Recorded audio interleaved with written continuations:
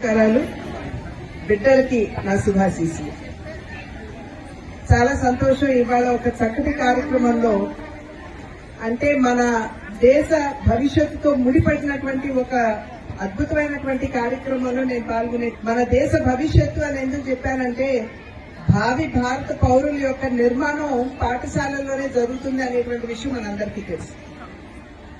బిడ్డలందరికీ కూడా కేవలం పాఠాలు మాత్రమే కాకుండా నైతిక విలువల్ని సైతం వారికి తెలియజేస్తూ రేపు భారతదేశ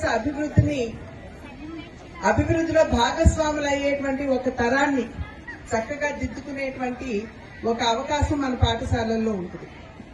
సాధారణంగా విద్య అనే పదాన్ని నిర్వచించమంటే చాలా వరకు మనం కేవలం దాన్ని పాఠ్య పుస్తకాలకి, టేబుళ్లకి, కుర్చీలకి, బ్లాక్ బోర్డుకి, చాక్ పీస్ కి మాత్రమే మనం పరిమితం చేస్తూ ఉంటాం.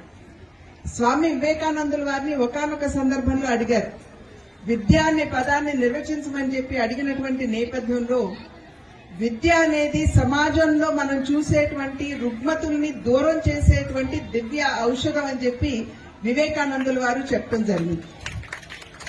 అటువంటి విలువలు అంటే కేవలం నేను ఇందాక అన్నట్లుగా పాఠ్య పుస్తకాల వరకే పరిమితం కాకుండా, ఏబిసిడీల వరకే మనం పరిమితం కాకుండా అసలు సమాజం ఎదుర్కొనేటువంటి సమస్యలకి పరిష్కారాన్ని కనుగొనేటువంటి ఒక తరం, ఆ తరం యొక్క నిర్మాణం మనం ప్రస్తుతం చేయవలసినటువంటి ఆవశ్యకత చాలా ఉంది.